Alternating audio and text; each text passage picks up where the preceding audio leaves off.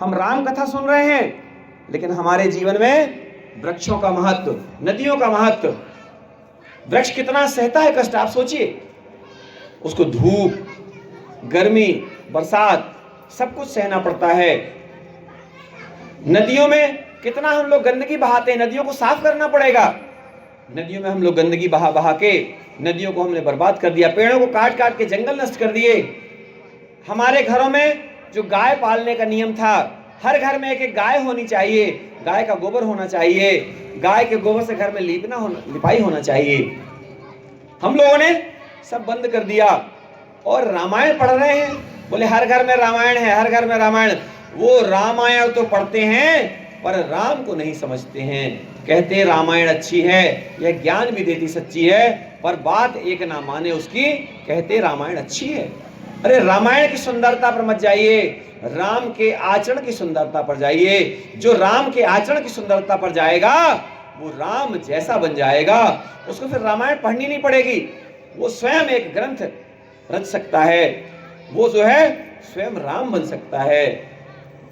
अगर हम स्वयं राम बन जाएं और राम जैसे आचरण करें तो एक दिन निश्चित मानिए कि आप पर भी ग्रंथ लिखा जाएगा। आप जो पुस्तक पढ़ते हैं उनको लिखा किसने? मैथिली शरण गुप्त, माखनलाल चतुर्वेदी जी। हमारे सुभाष चंद्र बोस जी को देखिए, तुम मुझे खून दो मैं तुम्हें आजादी दूंगा।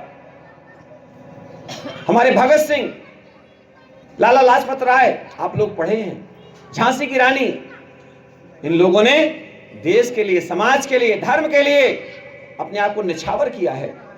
और जो देश के लिए, समाज के लिए, धर्म के लिए स्वयं को निछावर करता है, वही इस समाज का राम है, वही इस समाज का कृष्ण है। और अगर हमने इस विचार को दिमाग से निकाल दिया, कितनी बार कथा सुनेंगे हम, कितने राम की कथा सुनेंगे? जन्मों जन्मों से सुन रहे हैं राम की कथा। किसके किसके घर में कथा है आपको पता है? कथा का मतलब होता है कि कथा को सुन करके उसके आचरण में आ जाइए, उसको आचरण में ले लीजिए। और जिसने कथा को आचरण में ले लिया उसको फिर इस भाव सागर से पार होने से कोई रोक नहीं सकता। इसलिए तुलसीदास जी ने कहा है, तुलसीदास रामायण रच कर गंगा बहा दिया, भव सागर पार उतरने को एक नौका बना दिया। और नौका में हम लोग बैठते ही नहीं हैं। बोले नौका बनी है, बने रहने दो, हम बैठवा ही ना करेंगे। ऐसे में कैसे हम काम चलेगा?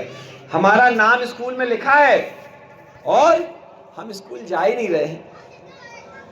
पास हो जाएंगे अपने आप? कुछ लोग कहते हैं हाँ हम पास हो जाएंगे। अरे पास हो भी गए तो क्या ज्ञान आएगा आपके पास? अगर किसी तरीके से पास हो भी गए, कोई जैक लग गया, कोई जुगाड़ लग गया, कोई किस्मत चूकी है आपकी, लेकिन आपको जो पढ़ना था, आपको जो ज्ञान प्राप्त करना था, वो आपको मिल नहीं पाया है। इसलिए निरंतर अपने आप को राममय बनाकर के, यहीं पर राम जी हमेशा संदेश देते हैं। राम जी ने कहीं जादूगरी नहीं दिखाई, राम जी ने कहीं चमत्कार नहीं दिखाया। राम जी ने कहा है राममय हो जाओ, सरल हो जाओ। सरल हो जाओगे, पानी जैसा बहने लगोगे। गंगा सा पावन निर्मल जल, बहता कल कल बहता छल छल, है वेग बड़ा इस माता का, जो है निश्चल जो है अविरल। गंगा सा पावन निर्मल, गंगा जैसा निर्मल होना पड़ेगा आपको भी। गंगा में कहते हैं ना, पापियों के पाप धोते रह गई, राम तेरी गंगा मैली हो गई। तो क्यों मैली हो गई? अरे हमारे आपके कारण मैली हुई गंगा, गंगा अपने कारण नहीं हुई है। और गंगा को